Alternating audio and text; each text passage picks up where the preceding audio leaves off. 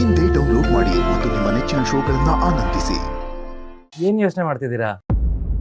ಹುಡುಗನ ಕಡೆಯವ್ರನ್ನ ಮನೆ ಒಳಗಡೆ ವೆಲ್ಕಮ್ ಮಾಡಲ್ವಾ? ಏನಂದ್ರೆ? ಸರಿಯಾಗಿ ಕೇಳಿಸ್ಕೊಂಡಿದ್ದೀರಾ? ಹುಡುಗನ ಮನೆಯವ್ರನ್ನ ಒಳಗಡೆ ವೆಲ್ಕಮ್ ಮಾಡಲ್ವಾ? ನಿಜವಾಗ್ಲೂ ಹುಡುಗನ ಮನೆಯವರಾ?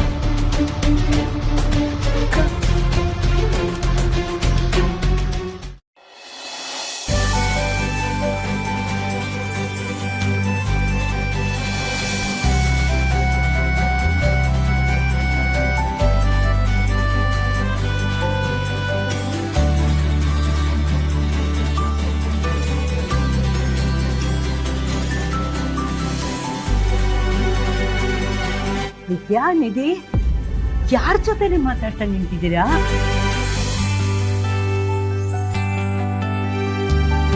ಅಜ್ಜಿ, ಈಗ್ಲಾದ್ರೂ ಒಳಗ್ ಬರ್ಬೋದಾ? ಅಯ್ಯೋ, ಬನ್ನಿ ಒಳಗಡೆ ಬನ್ನಿ.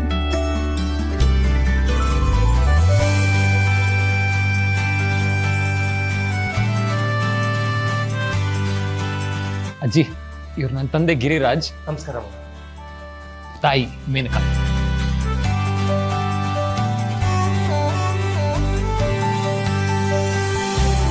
ನೀವು ಬಂದಿದ್ದು ತುಂಬಾ ಖುಷಿಯಾಯ್ತು. ಎಲ್ಲದಕ್ಕೂ ಮೊದಲು ನಾನು ನಿಮ್ಮ ಹತ್ರ ಕ್ಷಮೆ ಕೇಳಬೇಕು. ಈ ವಯಸ್ಸಿನಲ್ಲಿ ನಿಮಗೆ ತುಂಬಾ ನೋವು ಕೊಟ್ಬಿಟ್ವಿ. ಎಂಗೇಜ್ಮೆಂಟಿಗೆ ಬರ್ದೆ ದೊಡ್ಡ ತಪ್ಪು ಮಾಡ್ಬಿಟ್ವಿ. ನಿತ್ಯ, ನೀನು ಕ್ಷಮಿಸಮ್ಮ. ಪರವಾಗಿಲ್ಲ ಆಂಟಿ, ಪರವಾಗಿಲ್ಲ. ಅಯ್ಯಯ್ಯೋ, ನೀವು ಕ್ಷಮೆ ಕೇಳೋದೆಲ್ಲ ಬೇಡ. ಸದ್ಯ ನೀವಿಬ್ರು ಮನಸ್ಸು ಬದಲಾಯಿಸಿ ಬಂದ್ರಲ್ಲ, ನನಗಷ್ಟೇ ಸಾಕು. ನಮ್ಮ ಮನಸ್ಸನ್ನು ಬದಲಾಯಿಸಿದ್ದು ಈ ಕರ್ಣ. ನಮಗೆ ನಮ್ಮ ತಪ್ಪನ್ನು ಅರ್ಥ ಮಾಡಿಸೋಂಥ ಪುಣ್ಯಾತ್ಮ. ಥ್ಯಾಂಕ್ಸ್ ಕರ್ಣ. ಪ್ಲೀಸ್.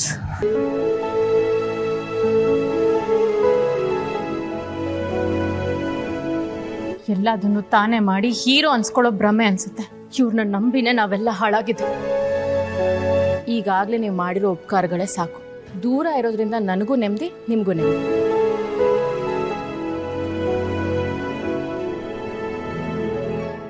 ಮದುವೆಗೆ ಮುಹೂರ್ತನೂ ಗುರ್ತು ಮಾಡಿದಿರಾ ಅಂತ ತೇಜಸ್ ಹೇಳ್ದ. ಅದು ನಮ್ಮ ಅನುಕೂಲಕ್ಕೆ ತಕ್ಕ ಹಾಗೆ ಮಾಡಿದೀವಿ. ನಿಮಗ್ ಸರಿ ಹೋಗ್ಲಿಲ್ಲ ಅಂದ್ರೆ ಬದಲಾಯಿಸ್ಕೋಬಹುದು. ಏನು ಬೇಡಮ್ಮ, ಅದೇ ಮುಹೂರ್ತಕ್ಕೆ ನಾವೆಲ್ಲ ಒಪ್ಕೊಂಡಿದೀವಿ. ಕಾರ್ಯಕ್ರಮ ನೀವು ಅನ್ಕೊಂಡಾಗೆ ಹಾಗೆ.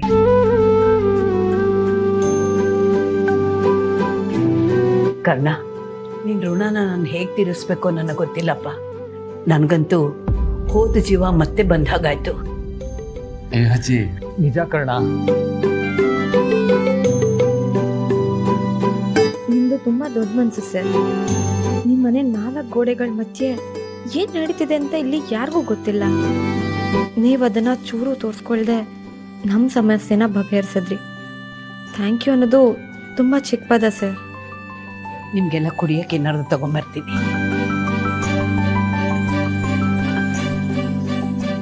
Thank you Karna. And sorry ಕೂಡ. ಈ ವಿಷಯವಾಗಿ ನಿಮ್ಮನ್ನು ತುಂಬ ಬೈದು ಬಿಟ್ಟಿದ್ದೀನಿ. ನೀವು ಮರೆತರೂ ನಾನು ಮರೆಯೋಕ್ಕಾಗಲ್ಲ. ಸಾರಿ ಕೇಳೋದಾದ್ರೆ ಒಟ್ಟಿಗೆ ಕೇಳ್ಬಿಡಿ.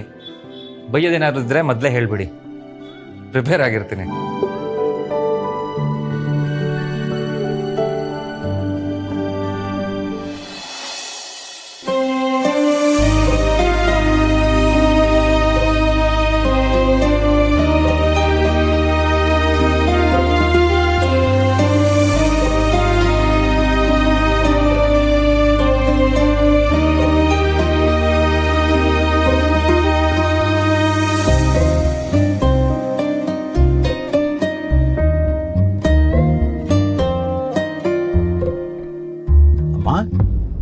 ಏನಾದರೂ ಬೇಕಿತ್ತಾ?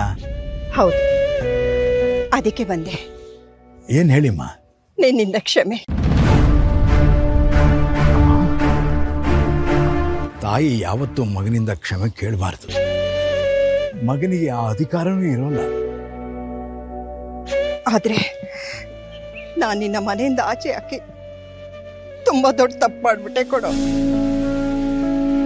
ನನ್ನ ತಪ್ಪುಗಳನ್ನು ಅರ್ಥ ಮಾಡ್ಕೊಳ್ಳೋದಿಕ್ಕೆ ನೀವು ದಾರಿ ತೋರಿಸ್ತಾ ಇದ್ರಿ ಅಷ್ಟೇ.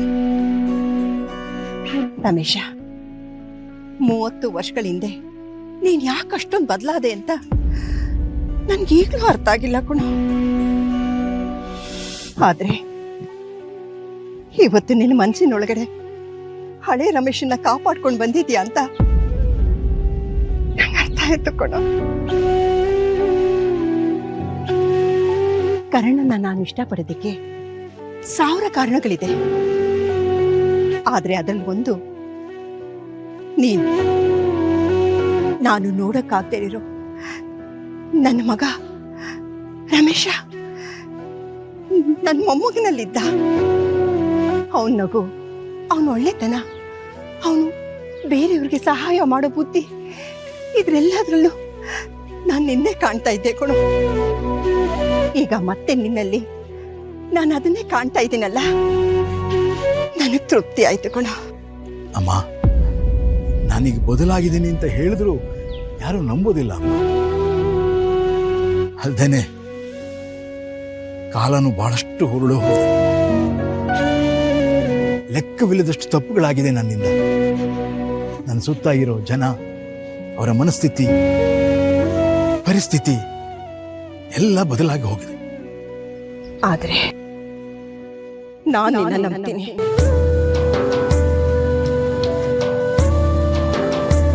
ಅಮ್ಮ,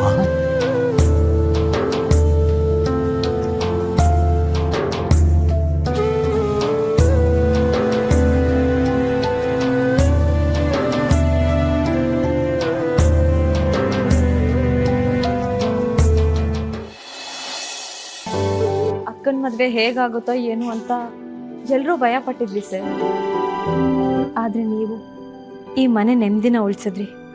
ಥ್ಯಾಂಕ್ ಯು ಸರ್. ನಾನು ನಿಮ್ಮ ಅಜ್ಜಿಗೆ ಮಾತು ಕೊಟ್ಟಿದ್ದೆ, ಅದನ್ನು ಉಳಿಸ್ಕೊಂಡೆ ಅಷ್ಟೇ. ನಿಮ್ಮ ಕಷ್ಟನ ಪಕ್ಕಕ್ಕಿಟ್ಟು ಬೇರೆಯವರು ಕೊಟ್ಟ ಮಾತನ್ನ ಉಳಿಸ್ಕೋಬೇಕು ಅಂತ ಯೋಚನೆ ಮಾಡ್ತಿರಲ್ಲ, ಅದು ನಿಮ್ಮ ಒಳ್ಳೆತನ. ಮಾತು ಉಳಿಸ್ಕೊಳ್ಳೋದು ಒಳ್ಳೆತನ ಅಲ್ಲ, ಅದು ನಮ್ಮ ಕರ್ತವ್ಯ. ಆದರೆ ಆ ಒಳ್ಳೆತನ ಎಲ್ರಿಗೂ ಕಾಣಿಸಲ್ವಲ್ಲ ಸರ್. ನಿಮ್ಮ ಮನೇಲಿ ನಿಮ್ಮ ಅಪ್ಪ ಈಗ ಓಕೆನಾ? ಹಾಂ, ಆಲ್ಮೋಸ್ಟ್. ಸಾರಿ, ನೀವಿಬ್ರೇನೋ ಮಾತಾಡ್ತಿದ್ರಿ ಅನ್ಸುತ್ತೆ. ಸಾರಿ ಕೇಳೋಂಥದ್ದೇನೂ ಇಲ್ಲ ಬಿಡಿ. ಕರ್ಣ ಅವ್ರೆ, ನನಗೆ ನಿಮ್ಮಿಂದ ಒಂದು ದೊಡ್ಡ ಹೆಲ್ಪ್ ಆಗಬೇಕು, ಆಗತ್ತಾ?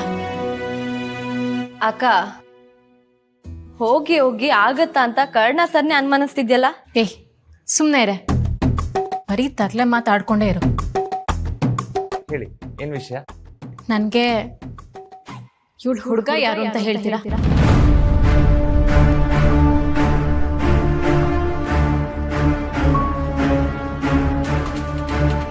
ಇವ್ರು ಹುಡುಗನ?